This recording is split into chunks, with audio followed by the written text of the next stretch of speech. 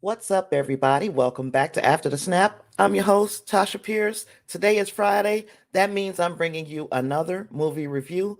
This week is The Matrix Resurrections, a non spoiler affair. So, if you guys are ready to jump right into this review, then let's go. Okay, well, first things first.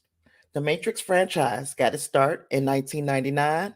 The first movie, simply titled The Matrix, was written and directed by the Wachowski sisters. It spawned an era of innovative special effects, pop cultural references. It earned around $464 million worldwide at the box office, and it was followed up with Reloaded and Revolutions, which were commercially successful, but they didn't resonate as well with critics and some of the fans of the original movie. Now, after the trilogy, audiences moved on with our lives. The story was complete, although it might have been unsatisfactorily completed, but it was completed. And for 18 years, all was quiet.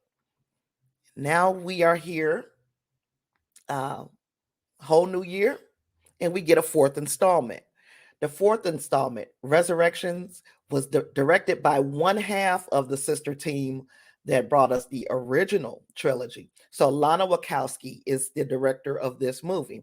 The cinematography was done by Daniel Massasesi and John Toll. The music was done by Johnny Klimek and Tom Tickwer. So those are our players as far as putting this thing together for us. The movie was released on December 22nd in theaters and on HBO Max. It has a runtime of 2 hours, 28 minutes. Of course, we know that hybrid type of release has been criticized highly by movie lovers, critics, the industry as a whole has pretty much criticized the hybrid release. It doesn't help that this movie is going up against Spider-Man No Way Home, which is still out here just breaking records. It's close to crossing over that $1 billion mark. So maybe in the case of the Matrix Resurrections, it's good to get it in front of an audience who probably wouldn't have seen it. Most people are running out to see Spider-Man No Way Home. So might have played in the Matrix Resurrections' favor. We will see at the end. Now, the synopsis of this movie is to find out if his reality is a physical or mental construct, Mr. Anderson, also known as Neo, will have to choose to follow the White Rabbit once again.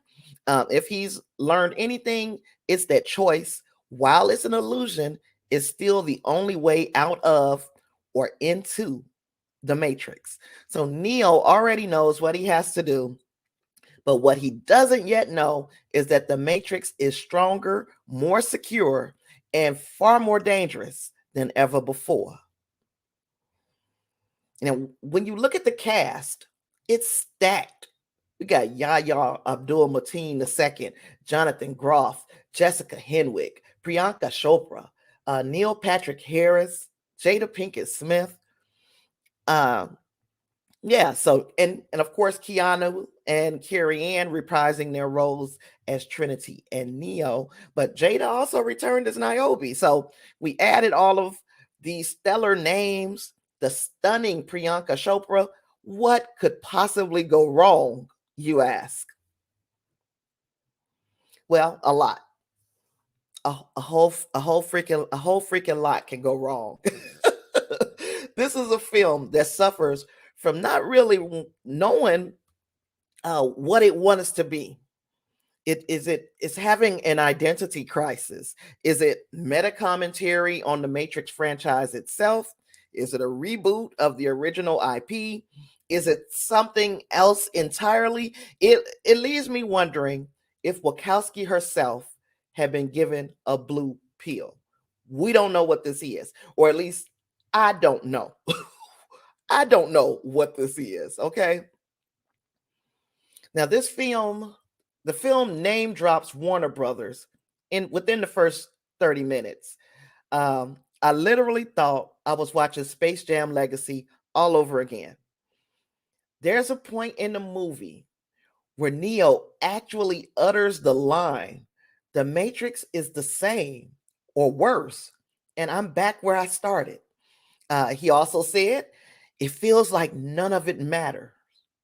Well, I totally agree with you there, Mr. Anderson. Now, although it lacked a lot of the elements that made the first Matrix film so iconic, there were some aspects that did work for this one. Neil Patrick Harris's analyst was fantastic. I wish he had been utilized more in this film. The romance between Trinity and Neo has always been an underlying and important storyline, and I was okay with it in Resurrections as well. Jessica Henwick's Bugs was a scene stealer. She she was excellent in this movie.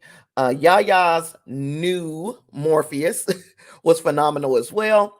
In fact, all of the actors gave fine performances. I can't complain about the performances. Unfortunately, those performances weren't enough to save this movie from itself. It felt more like a satire that forgot it was a parody and began to take itself too seriously. As excited as I was for this film, it didn't hit right. It was very meta. And then there are instances like with Spider-Man No Way Home, for instance, where nostalgia kind of comes and tickles you like a light feather. It's not like one of those hard tickles where you just want the person to stop tickling you. It was just a light feathery tickle that gives you a smile. Matrix Resurrections wielded its nostalgia like a fucking club. We got beat over the head with references from the prior movies. In fact, it was almost like beat for beat. The fight scenes were very reminiscent of the original movie. In fact, some were dragged straight from the original movie. Uh, it just it didn't know when to stop. If it was going to be the original Matrix, we should have just redone the original Matrix. If it's going to be this meta thing, we should have just made it this meta thing. So, right out of the gates, it seemed to be one thing. And I was interested, but I wasn't invested.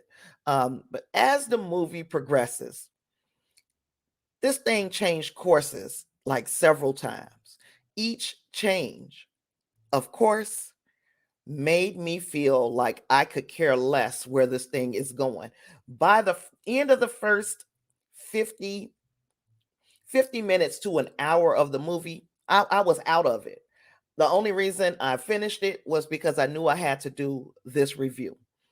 Um, by the end of the first hour, okay, yeah, it was irredeemable. By the end of the first hour, the movie was irredeemable as far as I was concerned. It was more successful at reestablishing the romance of a very watered down Neo and Trinity. Very watered down this time. There were very few of the innovations that made me first fall in love with this franchise, because even though the second and third installments of the franchise weren't as good as the first, I was okay with how things ended. I had put the whole thing to bed, and then here you guys bring it back, and it just didn't hit right. It just didn't hit right. I wanted to love it, but I'm not even sure that I liked this movie. You get what I'm saying? I came in super excited. I'm not even sure I like this movies. Now, as you can see here, Rotten Tomatoes didn't agree with me wholeheartedly, but I said what I said. I said what I said. The Matrix Resurrection is most certainly, without a doubt, in my opinion, the weakest of the sequels. The weakest of the sequels. And I believe that Warner should have just left well enough alone. Now, I'm not 100%. I didn't even watch. I think I heard that there was a post-credit scene. I didn't even watch the credits and all of that. I didn't go to through the end. I was so disgusted. And I'm not exaggerating. I was so disgusted with where this thing went that it was like I don't care if it's setting up something else. Of course, I do believe it's setting up something else. I do believe that the intent behind bringing this movie out was uh to restart the franchise, to go into a new era of Matrix shenanigans. But guess what? I don't give a fuck. I really don't. This is not something that I'm interested in. I don't know who wanted this sequel, but I was okay. I was on board. The trailers were fantastic for the sequel. The marketing was, I guess, if the marketing was phenomenal for the sequel. The sequel itself sucked. This movie, this movie sucked. Now, I know that this is a hot take. There are a lot of people who really loved this movie. In fact, 66% of the audience that saw this movie enjoyed the movie. 67% of the critics who saw the movie enjoyed the movie. Me, not so much. Not so much. In fact, we talked about it in a spoiler fashion on the special live stream that I did a couple days back. So all you have to do is just look at my YouTube page, and you'll see where we talked about it in kind of a spoilery manner. And you will see that there were other people who shared the opinion with me that this movie was a lackluster addition to the franchise. We could have left well enough alone.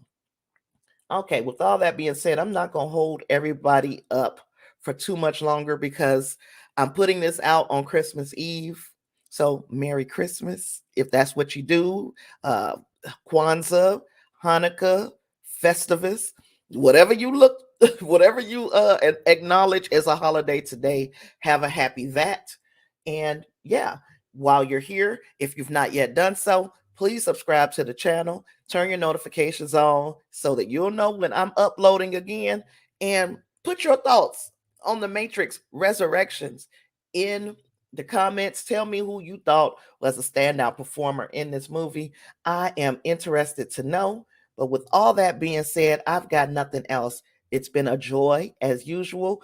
2021 is slowly coming to an end, or I guess rapidly. Rapidly coming to an end, and we have got so much more to look forward to with 2022. Hopefully, you'll join me. With all that being said, I've got nothing else. I will see you in the next one. Peace.